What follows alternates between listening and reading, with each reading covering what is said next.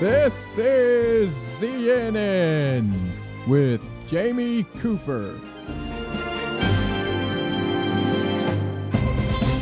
And good Friday morning, I'm Jamie Cooper. This is a live edition of ZNN. Let's get it cranking. This portion of the news brought to you by the Athens News-Courier. 8 bid on demolition of the old county jail. Like the 5 finalists for the Miss America pageant, this is out of the News-Courier this morning. 8 sparkling contractors are nervously waiting to hear which one of them will be chosen for the demolition of the old Limestone County Jail. So we'll let you know how that goes here when they have that bid in. Creekside Elementary students' honor makes a difference. This also in the News-Courier on this Friday morning. The student at Barbara Whiteside's 3rd grade class at Creekside Elementary wanted to do something that made a difference.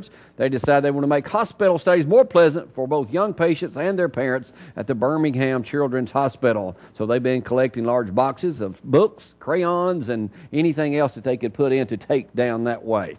Hey, 15 local veterans are to fly on Honor Flight number 9.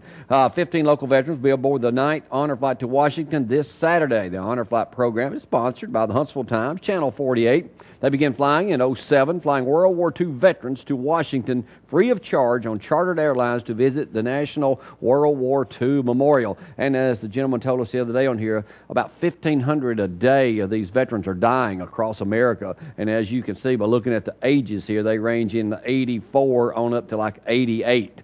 So that's a great thing they've got going on, too.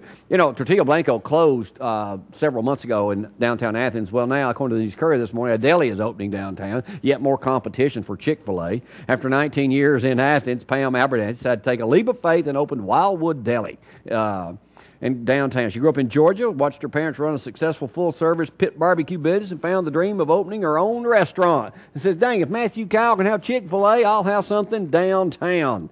Hey, Clements goes for program's 5th straight win tonight, first time since the 1980s. Coach Barry Daniel with a 21-8 win on the road last week at Red Bay. The Colts secured a playoff spot for the 4th year in a row, something no other class at Clements has ever done. Heading in tonight's final region game of the season with Cherokee, the Colts have a chance to win its 5th game in a row for the first time since the early 1980s.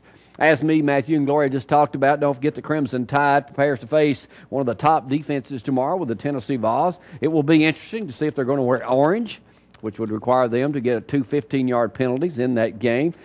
Hope our leader right there, Greg McElroy, will get off his shaky start the last 2 games and have a Heisman performance tomorrow along with Mark Ingram. I am predicting Alabama will win by at least 20 points tomorrow.